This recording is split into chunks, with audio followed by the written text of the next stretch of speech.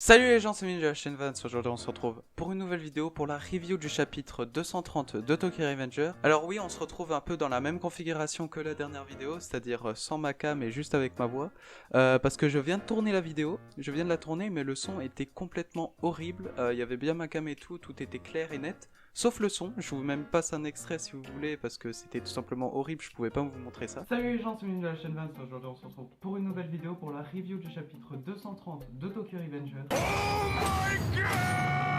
Mais voilà, du coup, dites-moi en commentaire si ça vous plaît plus ce genre de format ou plus avec ma cam et mes têtes un peu bizarres comme vous voulez. Mais bref, aujourd'hui on se retrouve surtout pour la review du chapitre 230. Dans le chapitre 229, pour se le remémorer un peu, on avait eu la masterclass de Senju avec ses retournées acrobatiques dignes de Ronaldo, qui avait tout simplement terrassé Terranos House qui était par terre. Et qui s'auto-proclamait un peu boss du Brahman. Et du coup, c'est parti pour la review du chapitre 230.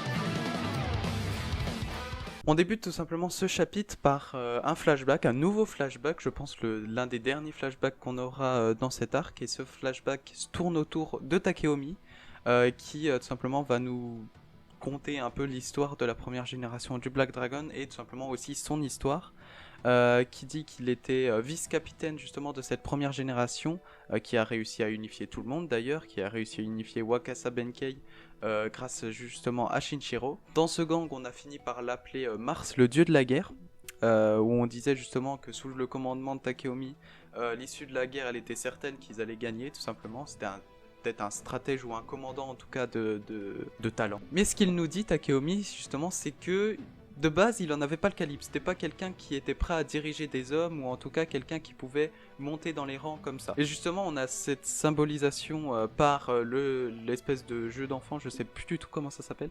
Mais justement, on a Takeomi qui essaye de grimper ce genre d'enfant, et Shinjiro Sano qui est tout au-dessus, déjà debout, en plein équilibre. Tout simplement pour montrer un peu que Shinjiro, lui, il est déjà au-dessus, et puis en plus, il réussit tout simplement dans ce qu'il fait, vu qu'il tient en équilibre, et encore que Takeomi, il galère un peu à monter, et puis ça se trouve, c'est pas fait pour lui. Takeomi qui nous dit que quand il était gosse, ben, c'était quelqu'un de moyen à l'école, en sport, en fait, il était un peu moyen partout, c'était quelqu'un comme les autres. Comparé à Shinjiro, justement, son ami d'enfance. Lui, Shinjiro, qui était tout simplement quelqu'un qui attirait les gens, qui était exceptionnel tout simplement, qui tout simplement imposait le respect juste par sa présence. Avec ce qu'il dit, bien sûr, le vent de notre ère est en train de souffler, c'est-à-dire l'ère du Black Dragon qui arrive et justement qui va être construit par Shinjiro Sano. Et Takeomi. Takeomi, lui, qui continue à nous décrire Shinjiro, au mieux de se décrire lui, surtout que c'est un flashback sur lui de base.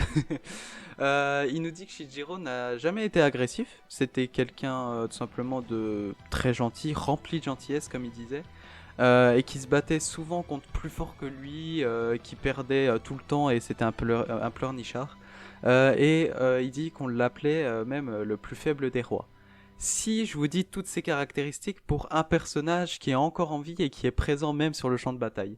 Vous pensez tous, je pense, au même personnage, bien sûr, Takemichi. Takemichi, lui aussi, qui n'a jamais été vraiment agressif. Bon, face à Kisaki, je peux comprendre pourquoi il a été agressif. Qui était rempli de gentillesse, qui se bat toujours contre le plus fort que lui, qui perdait tout le temps et qui est décrit comme pleurnichard. C'est pour ça qu'on l'appelait Crybaby Hero. Tout simplement qui était quelqu'un d'assez faible, mais qui réussit à justement à imposer le respect et à être aimé de tous. On l'a bien vu par exemple avec Draken, Mikey, etc. Et cette comparaison entre Shinjiro Sano et puis tout simplement Takemichi, on la voit dans la page d'après.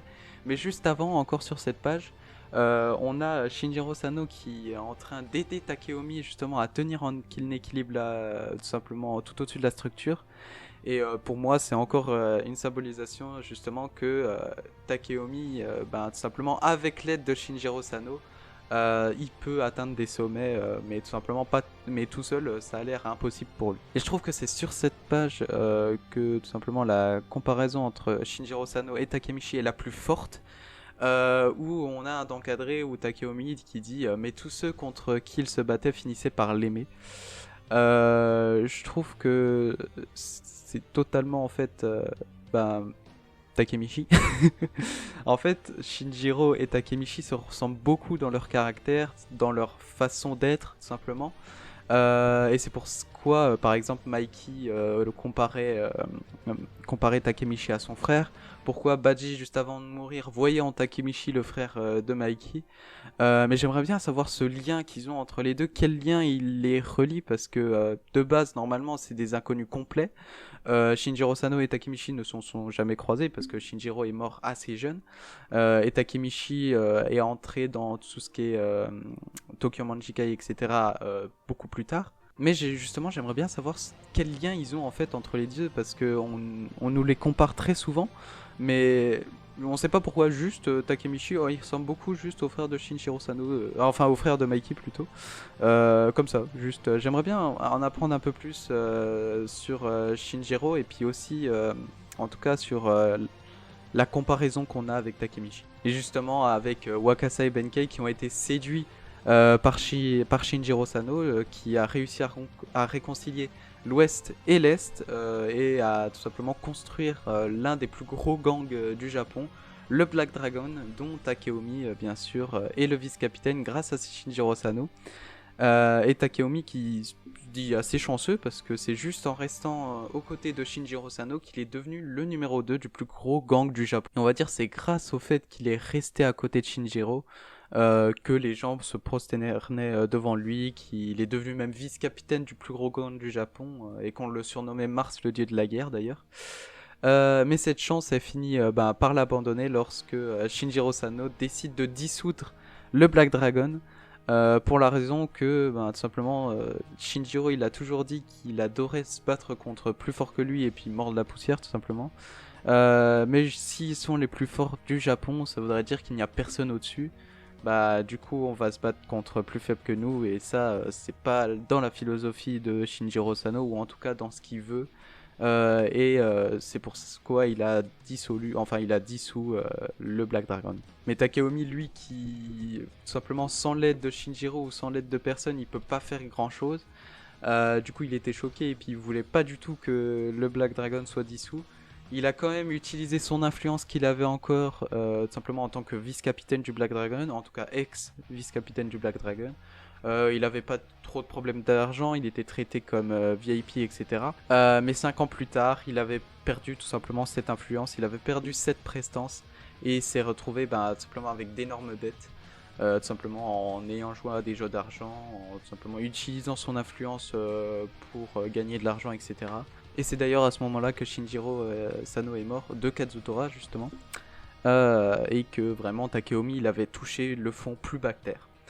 Et c'est 5 ans plus tard, l'espoir vient justement de sa petite sœur, Senju, qui est dans un espèce de ring de boxe, je sais pas trop, je crois que c'est une espèce de salle de sport, et qui dit qu'elle voudrait battre Mikey l'invincible du Tokyo Manjikai, et que pour ça elle voudrait former un gang, former sa propre team. Et c'est là que on va dire que pour Takeomi c'est presque un miracle que ça se passe comme ça, parce que même Benkei et Wakasa sont d'accord, parce que tout simplement Senju elle est tellement forte que le fait qu'elle veuille créer une team, ça paraît crédible. Et en plus Senju laisse le recrutement des membres à Takeomi, à son grand frère, et du coup ça laisse une place dans ce gang encore une fois à Takeomi, lui qui n'a jamais été capable, on va dire ça comme ça, de faire un peu tout seul, de se construire tout seul en tout cas, qui a toujours eu un peu besoin des autres, qui a toujours eu besoin par exemple de Shinjiro, qui a eu besoin encore une fois de sa petite sœur pour sortir de la merde tout simplement. Et là du coup il avait ni argent ni influence, il avait touché le fond tout simplement, et Senju, Benkei et Wakasa l'avaient accueilli tout simplement comme sa famille. Et c'est pourquoi Takeomi voulait donner tout pour eux, et puis je le comprends parce que tu touches plus bas que terre, et puis là t'as des gens qui t'accueillent, enfin presque de la famille qui t'accueille dans sa team, du coup oui tu fais tout pour eux. On revient au présent enfin, à ce qui nous intéresse un peu, le combat entre Senju et South. Takeomi qui s'excuse devant Senju à terre tout simplement en disant c'est de ma faute, je suis désolé, j'ai perdu ta confiance. Qui s'était trompé sur les objectifs du Brahman, etc. Que c'est de sa faute si Draken est mort, c'est de sa faute si ça se passe comme ça, tout simplement. Et Senju qui rembarre tout de suite ses arguments et qui lui dit c'est faux Takeomi. C'est faux, tout simplement, tout ça c'est pas de ta faute. Dans un sens, elle a raison, c'est pas de sa faute, mais Takeomi, quand même, c'est lui le boss du Brahman. C'est vrai que Senju n'a pas réussi, comme il dit, à arrêter Takeomi tout simplement dans ses objectifs, alors que c'était pas du tout les objectifs du Brahman. Que c'est de sa faute du coup à Senju que Draken est mort, alors que bien sûr c'est pas de sa faute. Hein. Mais du coup voilà, maintenant on sait pourquoi Takeomi était le boss du Brahman, tout simplement parce que Senju elle avait pas les épaules, pour être le boss du Brahman. Du coup, c'est son grand frère qui a un peu endossé le fait d'être le boss.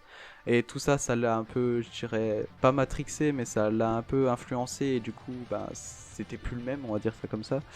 Takeomi qui cherchait d'autres objectifs, qui avait Senju qui la considérait presque comme une arme, tout simplement. Que Takeomi considérait Senju comme une arme plutôt. Et du coup Senju qui s'excuse et qui dit tout ce que je peux faire c'est battre cet enculé de Saos. Et elle a raison, vas-y Senju, bats-le. Et enfin la dernière page qui est une magnifique image où on a Saos qui est en colère, énormément en colère. Et qui dit que ça fait longtemps que j'avais pas été aussi sérieux. Senju la sans égale. Senju la sans égale, Mikey l'invincible. Tant de noms où tout simplement tout le monde dit qu'ils sont invincibles alors qu'ils se font battre dans la seconde. Mais voilà pour le chapitre 230 qui avait comme pour titre je crois Get Stuck Up, je crois si je me rappelle bien. Et qui symbolise en fait parfaitement Takeomi, c'est-à-dire rester coincé. Ou simplement sans l'aide de quelqu'un, il restait coincé à son niveau, il était plus bactère. Mais voilà du coup pour le chapitre 230 qui m'a bien plu, qui tout simplement malgré le fait que ce soit un flashback encore une fois, m'a bien plu parce qu'il y a eu cette comparaison entre Takemichi et Shinjiro Sano. Et un peu un règlement de compte entre Senju et Takeomi où au final c'est un peu de la faute des deux. Si Draken est mort, si ça se passe comme ça en ce moment, bref. Voilà, c'était à peu près tout ce que j'avais à dire pour ce chapitre, j'espère que ça vous aura plu. Normalement samedi il y aura la vidéo sur My Hero Academia, j'espère, ça fait 2 semaines que je travaille dessus. Et j'espère tout simplement qu'elle vous plaira, ce sera pourquoi regarder un My Hero Academia, pourquoi vous devriez regarder My Hero Academia. Et sinon, je vous dis à la semaine prochaine pour le chapitre 231 de Tokyo Revenger. Je vous laisse là-dessus, portez-vous bien. Ciao!